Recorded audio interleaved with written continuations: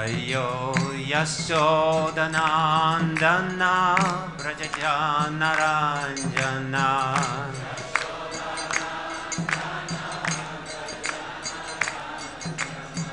Yashodanandana Brajajanaranjana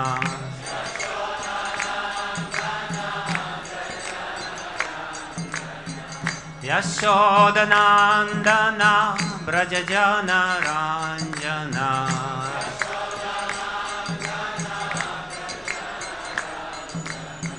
Yamunatira Vanachari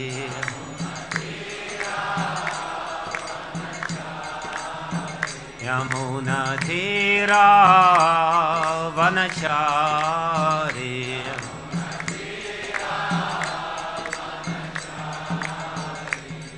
Jai Radha Madhava Jaya Kunja Bihari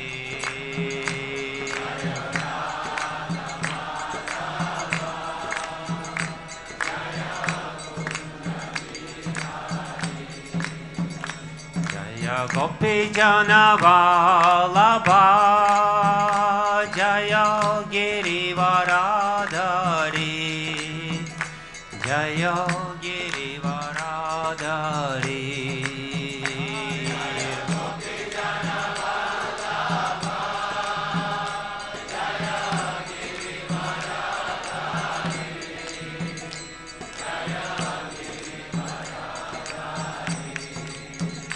Jaya Gopi Jana Vallabha Jaya Girivaradhari Jaya Girivaradhari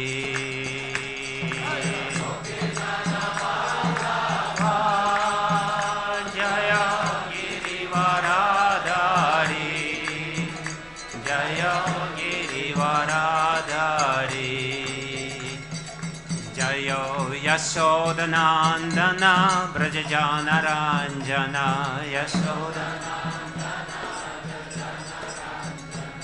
Yashodanandana Brajajanaranjana Yashodanandana Brajajanaranjana Yashodanandana Brajajanaranjana Yashodanandana Brajajanaranjana Yamunatira Vanachari Yamunatira Vanachari Yamunatira Vanachari Yamunatira Vanachari Radha Madhava Jaya Kunja Bihari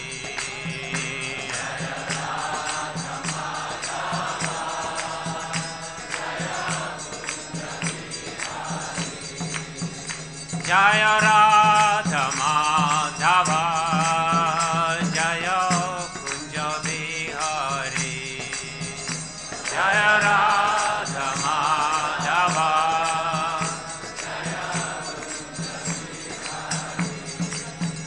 Jaya Radha Madhava Jaya Kunja Bihari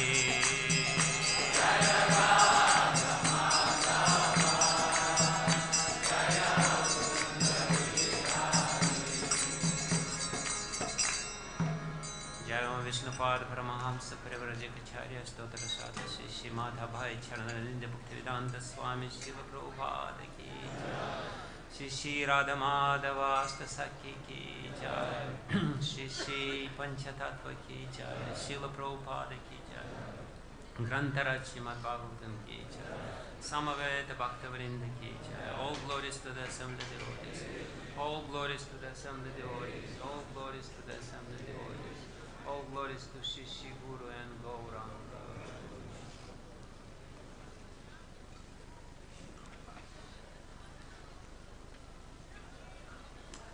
Om Namo Bhagavate Vasudevaya.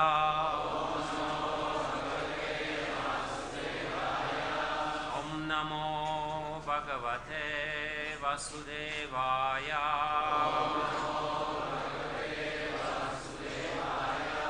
Om Namo Bhagavate Vasudevaya.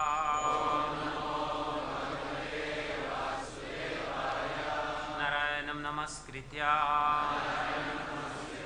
Naram Chaiva Narottamam Devim Saraswatim Vyasam Tato Jayamudiraye Nashtaprayeshva Bhadrishu Nityam Bhagavata Sevaya Bhagavatyutama Shloke Bhaktir Bhavati Naistiki.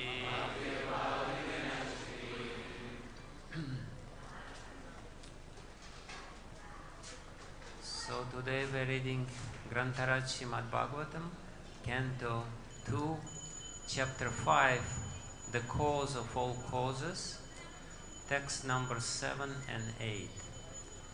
Etan me pricchataha sarvam sarvagya sakaleshvaraha vijanihi yatha idam aham buddhye anushasitaha etan me prichatah sarvam etan me prichatah sarvam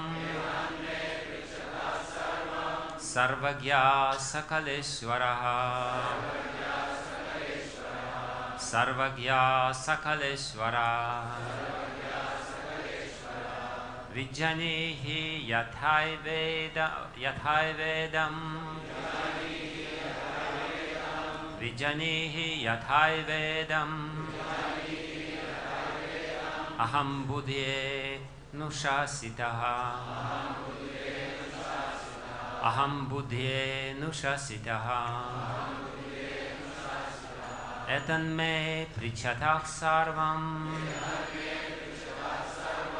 sarvagya sakaleshvara vijanihi yathaivedam aham buddhye nushasitaha. Next please.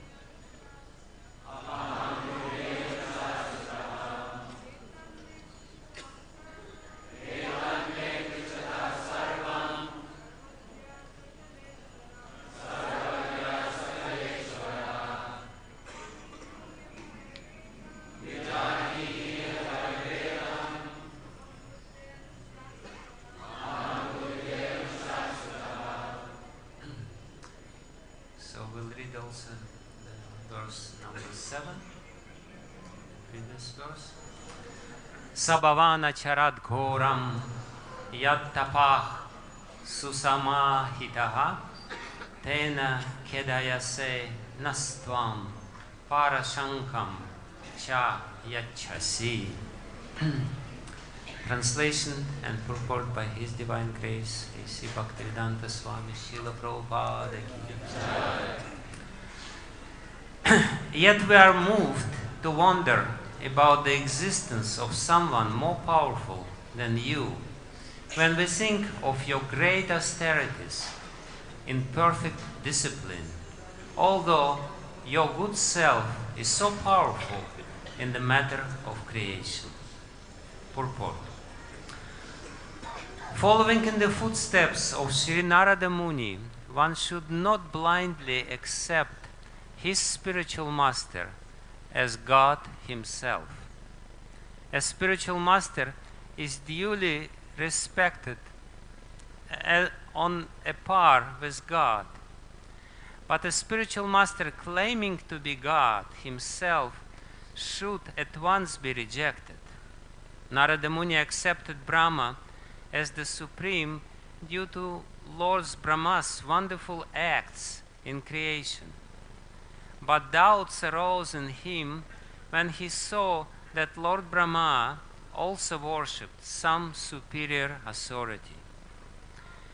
The supreme is supreme, and he has no worshipable superior. The Ahaṅgrahopāsitā, or the one who worships himself with the idea of becoming God himself, is misleading. But the intelligent disciple can at once detect that the Supreme God does not need to worship anyone, including himself, in order to become God. Ahaṅgrahopāsanā may be one of the processes for transcendental realization, but the Ahaṅgrahopāsitā can never be God himself.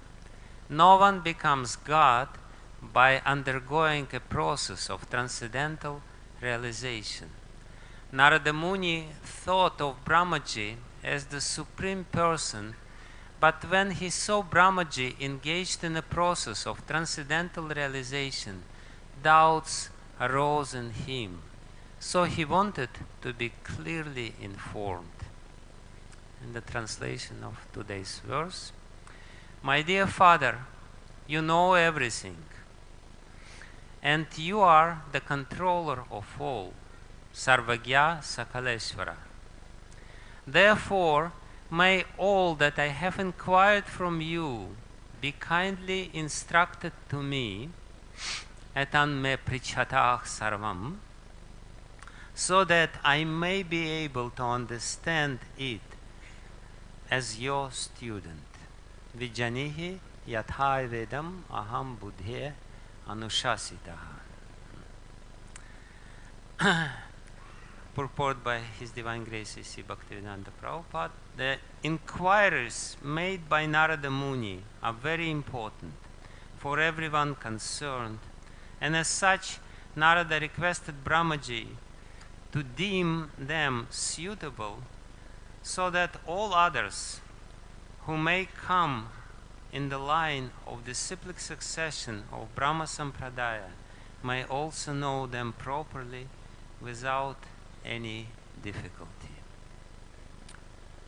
Namo Vishnu Padaya Krishna Prishtaya Bhutale Srimate Bhakti Vedanta Swami Niti Namine Namaste Saraswati Devi Gauravani Pracharine Nirvishesha Shunyavadi Paschatya Deshatarine Vanchakalpatarubhyascha Kripa Sindhubhye Vacha Patitanam Pavanebhyo Vaishnavebhyo Namo Namaha. Jai Shri Krishna Chaitanya Prabhu Nityananda Shri Advaita Gadadhara Srivasadi Gaura Bhakta Vrinda. Hare Krishna Krishna Krishna Hare Hare, Hare Rama Rama Rama Hare Hare, Hare Krishna Krishna Krishna Hare Hare, Hare Rama, Rama Rama, Hare Hare, Hare Krishna, Krishna Krishna, Hare Hare, Hare Rama, Rama Rama, Hare Hare. Yantah pravishya mama vachim imam prasuptam sanjivayat akila shakti darak swadham nanyamscha hasta charana shravana tvagadim pranannamo bhagavate purushaya tubhyam svasyastu vishwasya kalach prasidatam dhyantu bhutani shivam mithodya manascha badram bhajata tadoksha jayadeshyatam no matir apyahaitu. So the today's verse etan me prichatah sarvan Sarvagya Sakaleshvara Vijanihi Yathai Vedam Aham Buddhye Nushasitaha. My dear Father, you know everything, and you are the controller of all. Therefore, may all that I have inquired from you be kindly instructed to me, so that I may be able to understand it as your student. So we're reading the second canto of Srimad Bhagavatam, and the second canto of Srimad Bhagavatam, the main topic of the second canto of Srimad Bhagavatam is sadhana tattva. Before first and second canto of Srimad Bhagavatam serve as some sort of introduction to the whole work, and therefore in these two very important cantos of Srimad Bhagavatam, the whole methodology of understanding Srimad Bhagavatam is being elaborately described. And the main point, of course, of the second canto of Srimad Bhagavatam is that ultimately we have to adopt bhakti sadhana. If we want to understand the absolute truth, there is no other way, there is no other process. There is only one process by which the absolute truth can be known. This is the process of that absolute truth has to reveal himself to us. There is no other way to understand absolute truth by the relative truth. We are being infinitesimal living entities, we're relative. We don't know anything, we are ignorant. So, but we do have this innate, very deeply rooted desire to understand the absolute truth. Everyone has this desire. When we are more or less done with all these concerns of material life, this desire becomes more and more prominent. When we understand that ultimately the process of sense gratification is tedious and not really interesting, then this inquiry, inquisitiveness comes in the forefront of our existence. And therefore, this second canto is explaining that the only way to understand the absolute truth is to ask somebody who knows the absolute truth. Actually, the whole bhakti sadhana is graphically described in these chapters of Srimad Bhagavatam, where first the sages of Naimisharanya ask Sutta Goswami. Sutta Goswami says, I will tell you how Maharaja Parikshit asked Shukadeva Goswami. And Shukadeva Goswami, when Maharaja Parikshit asked him the question, he said, okay, I will tell you how Narada Muni asked Brahma. And then Brahma will tell us how he himself asked the Supreme Lord. So this is the process, this is how it works. The only way to understand the Supreme Truth is to ask. To ask somebody who knows, and for that the proper etiquette is established. Here, Narada Muni very humbly is asking Brahmājī about the truth. And he says, you're Sarvagya and you're Sakaleshvara, you're the Supreme Lord, you're the Lord of everything which is there, and you know everything. So this is the first prerequisite. First prerequisite to get the knowledge from the superior source is to approach him in a very respectful way. basically, bhakti process works when there is a proper relationship between the inquirer and the one being inquired, and that's the relationship of somebody who is superior, who has to give mercy. You have to get the mercy, and to get the mercy, you have to deserve the mercy. Of course, the mercy by definition is something which you don't deserve. That's true. But still, there is a little prerequisite to get the mercy. That's the respect from somebody who is expecting the mercy. If you expect the mercy and at the same time you're totally disrespectful, you know, there is very little hope that you get the mercy. Of course, you may. Somebody who is merciful still nevertheless can bestow mercy upon you, but the little prerequisite, which is important, and actually very simple prerequisite, is established here in this conversation between Narada Muni and before in the conversation between the sages of Naimisharanya and Sutta Goswami, between Maharaja Parikshit and Shukadev Goswami. We have to really, first of all, we have to be sure that somebody whom we inquire knows the truth. That's for sure. You know, and therefore he has to be superior to us. And then we have to approach him in a very humble mood, as Narada Muni is doing here. And the process of inquiry, and actually the whole, we can see the whole bhakti literature is based on this process. If we take Bhagavad Gita, Bhagavad Gita is what? Is the questions of Arjuna and answers of Krishna himself. So that's very important for us. We have to become students. We have to become students of the absolute truth, and we have to inquire again and again and again about the nature of the absolute truth. And another very important point here, which Prabhupada is explaining, is that at the same time, Narada Muni, being very polite, very respectful, very humble in approaching Brahmājī, expresses his doubt very openly. It's another very great and very important lessons for every one of us. We may have doubts, and we should not be shy to express our doubts, even if these doubts are very fundamental. Sometimes we, being shy, and we want to present ourselves better than we are in reality. But we should be quite open, and being open means to express doubts, because the very fact that we're asking means that we don't know. So this is very humiliating itself, because usually when people ask, you know, there is very common type of questions when somebody asks, and before asking he explains everything which he already knows. And then at the end, very generously, he asks, well, yeah, am I right? Of course, that is already established. That's taken for granted. So, but in reality, the process of inquiry means to admit, I don't know. To admit, I'm ignorant.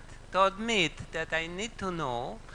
And at the same time, it basically means that you have to very openly and very frankly say, you know, express your doubts. Because ignorance, the lack of knowledge, means that you have some doubts. Even though it is said that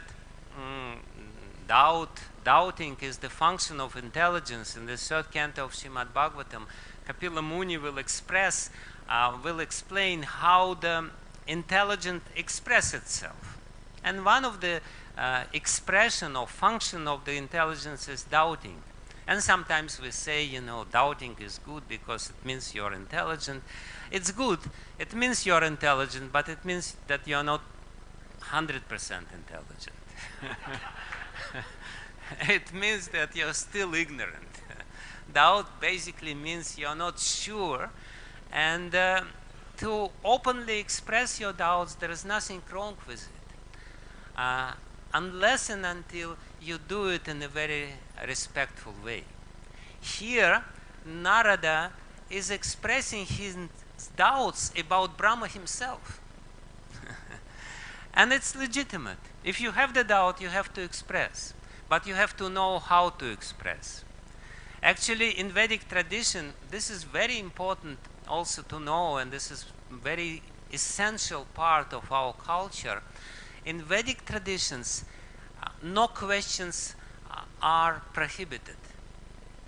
In other more restrictive and more authoritarian traditions, you cannot ask certain questions, because by asking certain questions, you're expressing doubts about something which you're not supposed to have the doubts.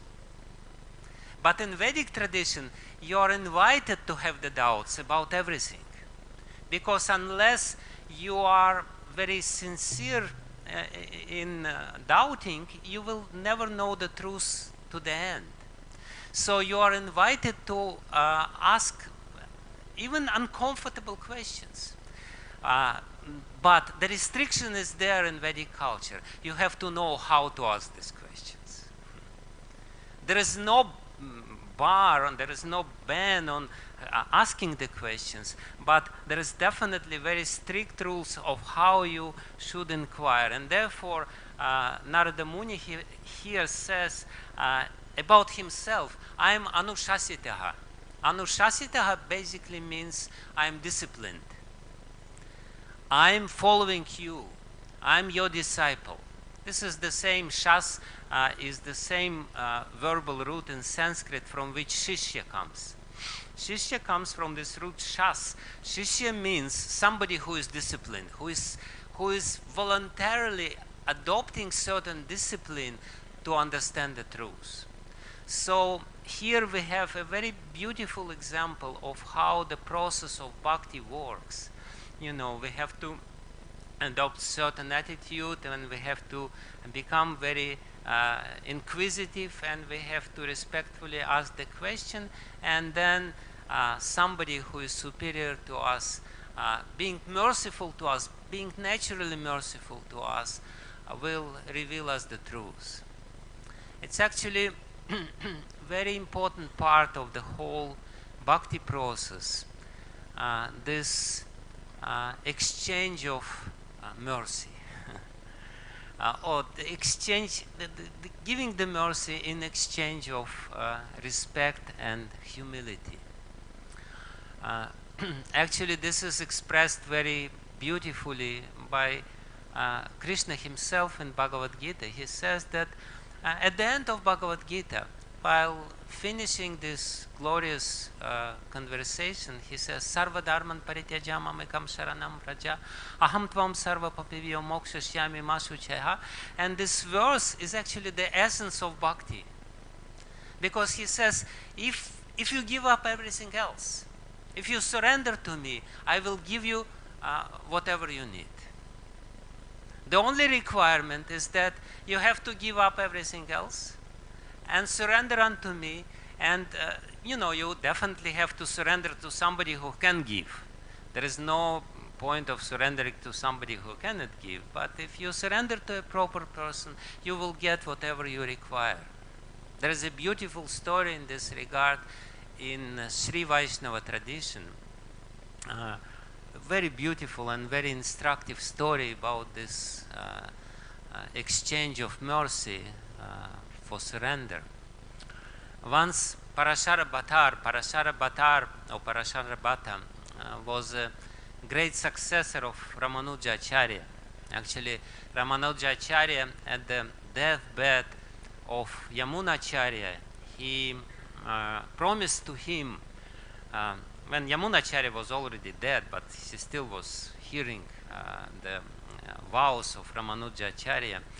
So one of the vows which Ramanujacharya gave, he said, I'll write the commentary on Vedanta Sutra and this and that. And he said, I will make one of my disciples named Parashara, the great author of Vishnu Purana. And Vishnu Purana is one of the main scriptures of Sri Vaishnava Sampradaya. So Parashara Bhatta, he became the successor of Ramanuja Acharya. And the story goes like this, that once he, with some of his disciples, a group of his disciples, was traveling through the forest. And in the forest, he met with the hunter. And the hunter, you know, cruel, quite uncivilized person. And the hunter somehow or other stopped him. And he said to this Parashara Bhatta, I see you, you know, you're a big saint. Can you please explain to me something? You know, something really amazing happened with me today. I caught a rabbit in my trap. And I wanted to kill the rabbit because this is, you know, how I live. This is my profession. I killed somebody. But then somehow or other, the rabbit, you know, he put his ears into my hands, and he somehow or other, you know, actually, I don't know what happened, but somehow or other, the rabbit probably was tied. So he said that the rabbit started circumambulating me in a clockwise direction, and then the rabbit put his little face into my feet and put his big ears into my feet. And he said, I became so moved by this surrender of rabbit. Then I took this rabbit, untied him, and let him go. Can you please explain to me what happened with me? Because I was so, you know, I'm still very moved of this event which happened today. And when Parashara Bhatta heard this inquiry, he lost his consciousness. He fell down, and his disciples, they became very, you know, disturbed, and they trying to bring him back to consciousness. So finally he brought back to consciousness, and they asked him, what happened with you? And he said, very beautifully, he said, look, this cruel hunter, he never promised that he will save somebody who surrenders to him. And this little stupid creature doesn't know, you know, what to do. Still, he surrenders, and this cruel hunter, he, by the fact that somebody is surrendering to him, he is giving everything which he can. Krishna himself promises to us, if you surrender to me, I will protect you by all means, and still we don't want to surrender. It means that we are more stupid than this rabbit.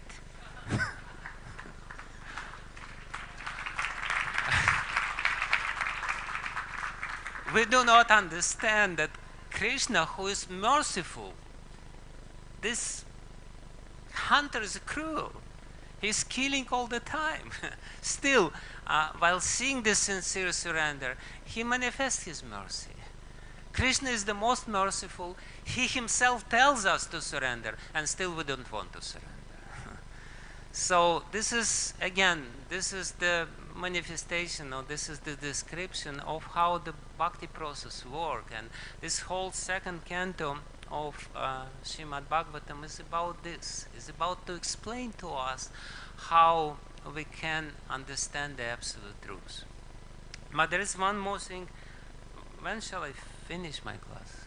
Usually, is it 9?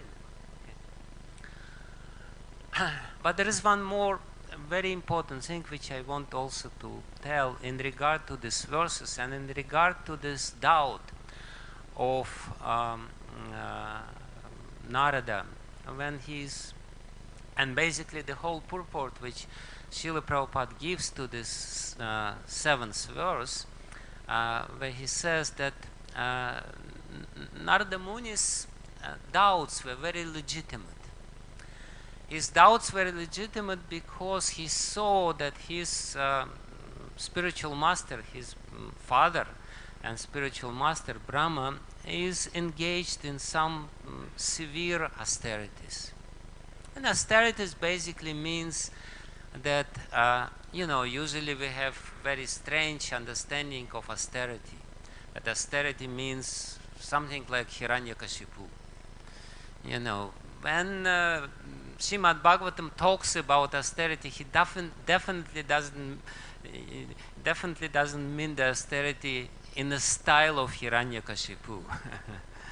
Austerity which is recommended in Srimad Bhagavatam is only one. Austerity which is recommended in Srimad Bhagavatam means meditation on the Supreme Truth. That's the austerity. Concentration on the Supreme Absolute Truth. That's the essence of austerity. And Narada Muni says, I see you're doing this ghoram tapaḥ. Ghoram tapaḥ means severe austerity. You don't want, because the mind which is not austere likes to dwell on different subject matters. The best and the most difficult austerity is to concentrate the mind on one tattva. And that's exactly what Narada Muni is seeing while observing Brahmājī, that Brahmājī is really seriously concentrated in meditation on the Absolute Truth. And therefore he says this, seeing your glory and your power in creating this world, I always think that you're the Supreme, but the doubt comes to my mind, maybe you're not Supreme. Brahma will be very happy to admit that he is not Supreme. Srila Prabhupada explains that this is, if your spiritual master is pretending to be the Supreme in front of you, you should spit on his face and forget about him. He is not the real spiritual master, because the spiritual master is teaching you who is the Supreme.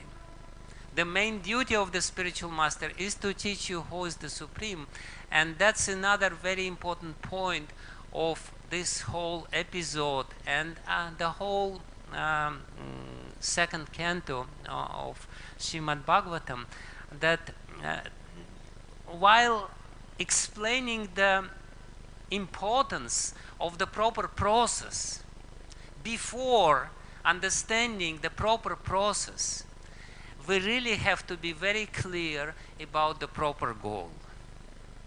Usually we say sambandha abhideya prayojana, but in reality there is sambandha and there is prayojana. Abhideya follows from the understanding of these two. Abhideya, the process, is in one sense it's most important. We have to understand the abhideya, the process of sadhana tattva, as I said.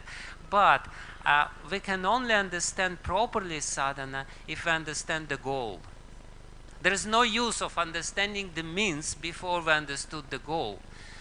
The goal has to be very proper and clearly established. Then only the inquiry about the goal or about the process is meaningful. So that's a very important point. That and here the hint is there, the intention is there, the abhipraya. The intention of this story is to give us the understanding that we have to inquire who is the Supreme, who is the most Supreme. Because the tendency is, when we see somebody who is powerful enough to impress us, right? If somebody is impressively powerful, we may stop our inquiry on this level. Basically the psychology behind this is that if somebody is powerful and I want to be equally as powerful as him, so I should somehow or other, flatter him, and then he will teach me how to become like him. But the idea here is that no, we should inquire about the Supreme, and Supreme is one. Supreme is only one, and he is supreme, and he is the most supreme, and nobody is, and supreme doesn't become supreme. Srila Prabhupada, he makes this point which he usually makes. Supreme is not becoming supreme. There is no sadhana to become supreme. There may be sadhana to become elevated, but there is no sadhana to become supreme, because if supreme has to undergo sadhana, he is not supreme. As simple as this. Supreme is supreme always. That's the definition of the absolute truth. Absolute truth is called absolute truth because he is absolute truth always. When you part-time absolute truth, you're not absolute truth. You cannot be part-time absolute truth.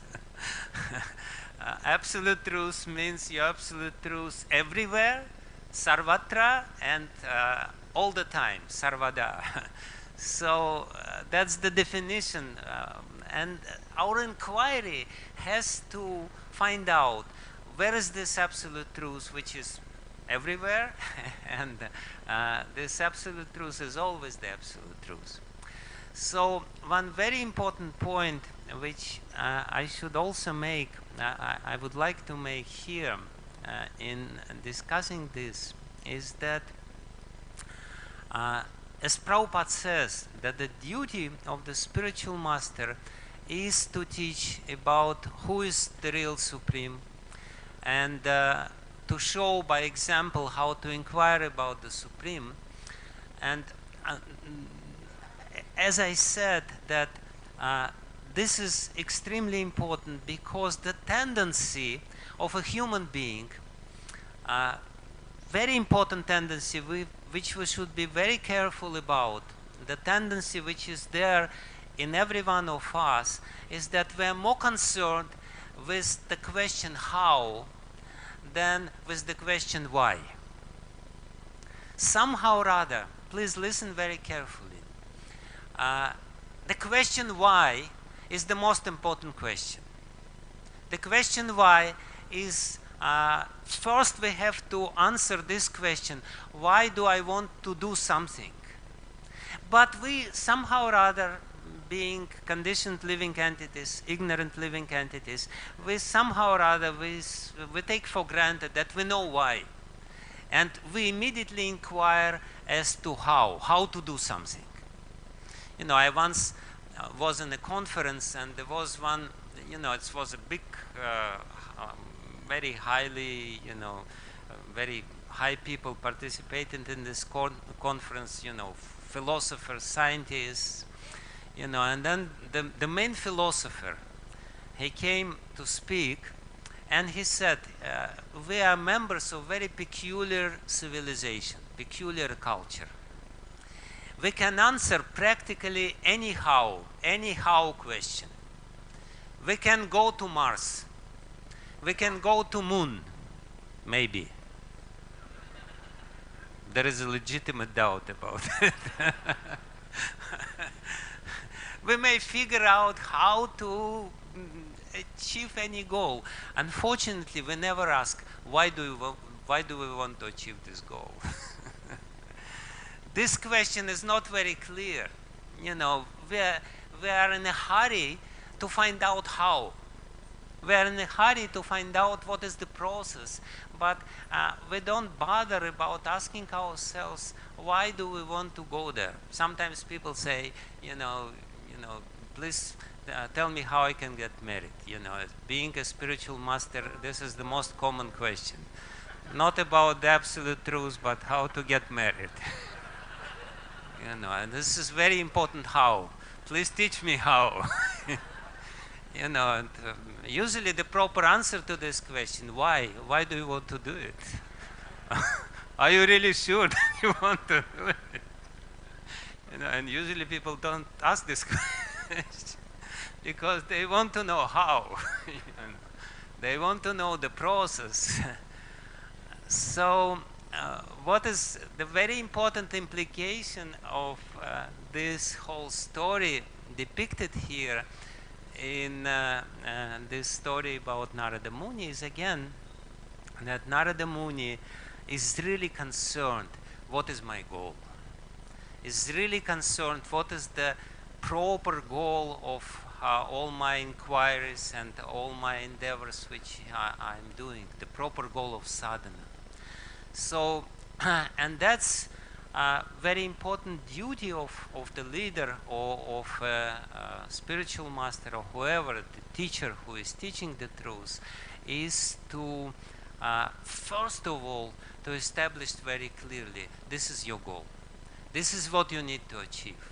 We can see this in the second canto of Srimad Bhagavatam. In the previous chapter, Sukadeva Goswami is explaining very beautifully and very clearly that this is the goal, this is the Supreme. He's glorifying Supreme, but basically the implication of his glorifying Supreme is to establish this in the heart of Maharaja Parikshit, who is asking him, this is whom you want to achieve. This is what you want to achieve. And this is, again, the most important thing which, the most important duty of the leader. Because what happened, since we are concerned with the process, how this other, this other question, most important question, becomes sometimes vague. And we can see how it happens in other religions. The process of degradation of religion is very clearly seen even in our movement, but in other religions as well. They somehow or other forget what is the higher goal, and they become concerned with the means, with the rules and regulations. We can see this is happening, and we mostly inquire. You should do this, you should not do this, this and this, do's and don'ts. But we often forget, why do we do this? The proper leader, we can see the example of Srila Prabhupada. Srila Prabhupada is a glorious example in this regard, because he was very revolutionary about the means. He was ready to adopt any possible means to achieve the proper goal. And the followers, the tendency of the followers is to be concerned with the means, not with the goal. And to be stuck with the means which are established by the founder. Srila Prabhupada, he couldn't care. He was changing the means, the methods, left and right, when he saw that this is not appropriate to achieve the goal. But he was very clear about the goal, and he was adopting the means appropriate to this particular goal. So this is again something very important, because we are talking about the leaders, and we are all, taking part in this ILS Sangha. I wanted to say this few words about the importance for the leader again and again and again to remind to followers, and we all leaders in some regard, in some role. We may be, as a family member, we may have our people who are under us, or as temple presidents or whatever. So we should not pretend to be the goal ourselves, because that's the greatest fault of the leader. This is the deadly sin of a leader. I'm the goal. If you want to inquire, yeah. I'm all in all. I'm the absolute truth. No, this is the Supreme. This is the goal. And we should again and again and again to remind our followers, this is whom you should ultimately reach, whom you should ultimately find in your process of inquiry of the absolute truth. Then only when the goal is clearly established, the flow of devotional service will be unimpeded. Whereas if we become concerned with the means and forgetting about the goal, we will become stagnant. You know, the Ganga is so pure and glorious because it, you know, streams to the goal. And actually, in the third canto of Srimad Bhagavatam, Kapila Muni, he compares the consciousness of a living entity who is engaged in a pure devotional service with the stream of Ganga, which is unimpeded going to the goal, to reach the goal. And in the second canto of Srimad Bhagavatam also, in the process, in the Chaturshloki of Srimad Bhagavatam, where Lord Krishna himself will explain this process to Brahmājī, he will say that you have to search for the goal till you find the goal.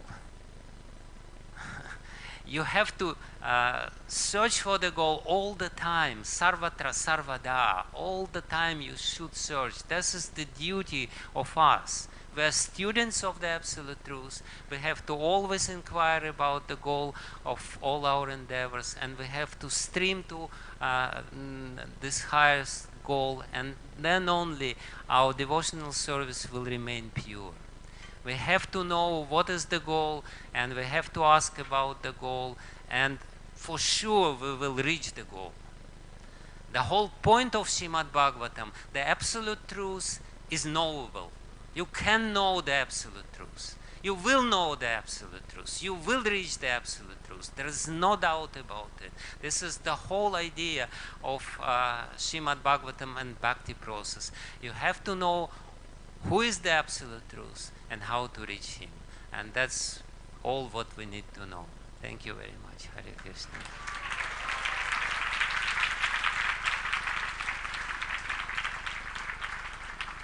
So we have a few minutes for the questions.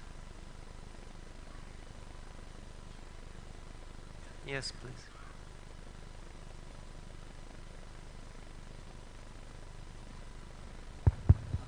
Hare Krishna. Maharaj, thank you for the wonderful class.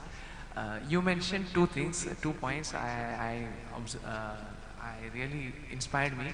One is that we have to doubt sincerely and we have to ask why, not how. So Maharaj, my question is, why is it that I can't doubt sincerely?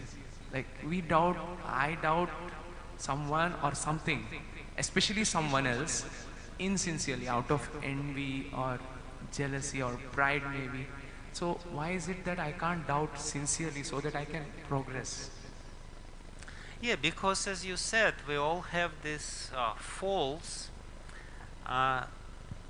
You know, the sincerity means to admit openly and very clearly my own position, and that's painful for our ego. And therefore, yeah, doubting is not a problem. We always doubt somebody else. You know, whether he is a guru or not, whether he is a real sannyasi or not, whether he is bhakta or not. Doubting, there is nothing special about doubting other people. But you're right, the motivation of our doubts, we have to be very clear about the motivation. Do we want, by doubting somebody, to drag him down to our level, by you know, denigrating him, or by telling, you know, see, you're not what you are, or we sincerely want to, you know, ask who you are and please explain to me your proper position. So we have to watch, we have to be on guard, because this tendency is there. We are envious. And that's why it's actually very interesting and very important to know. That's why we easily believe about something bad. When somebody tells us something bad about somebody else, we easily believe him. Whereas when somebody tells something good about, we are not in a hurry to believe it. We usually, if somebody tells us something bad, we don't inquire, are you right? Are you sure? We know he's right. But if somebody says something good, we may inquire, is it really like this? So we have to be on guard that this envy is there. And yes, the envy can be the cause of our doubts. You are exactly right. Maharaj, Hare Krishna. Maharaj, I'm here. Where are you? Oh, okay. We have to, because of time, we have to in this class. Yes, sure.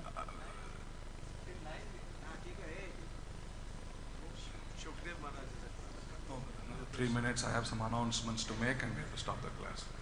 Maharaj, thank you so very, very much for a wonderful class, and especially I like the part where you said the goal. We need to know the goal. The goal is right in front of us. Everybody can see the goal. Everybody can see the goal. It's in front of us, very clear, very big. We have to please Srila Prabhupada's desire in completing the goal. Thank you very much, Maharaj, for a wonderful class.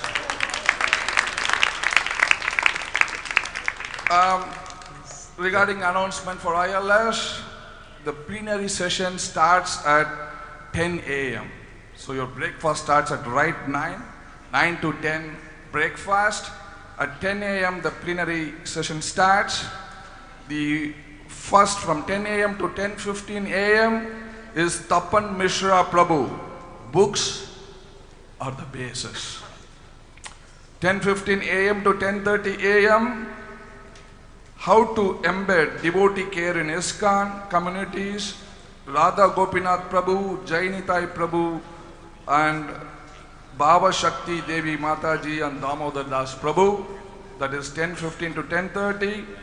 10:30 a.m. to 10:35 a.m. Healthcare proposal for ISKCON devotees. Sudhir Chaitanya Prabhu from Bhakti Vedanta Hospital. 10:35 a.m. to 10:45 a.m. Need for ISKCON leadership development. This is given by His Holiness Badrinath Swami Maharaj. 10:45 a.m. to 11 a.m. GBC College graduation. So please attend on time. 10 o'clock sharp on the temple hall in the Temple of Vedic Planetarium. Thank you all very much. I'm reminding the goal again. You can rightly see the goal and you are there participating in that goal. Thank you all very much. Hare Krishna.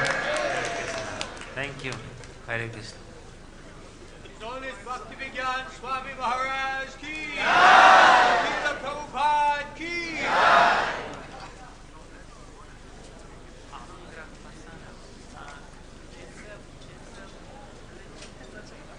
Process adopted by persons today. Upasana means you worship. Whom do you worship? You worship yourself to be part of it. But because they say like Ahaṅgrahopāsitā, they believe that I am the spirit, I am the object of worship. No, it's Prabhupada's explained. Ahaṅgrahopāsanā. Yeah, Ahaṅgrahopāsitā is one who is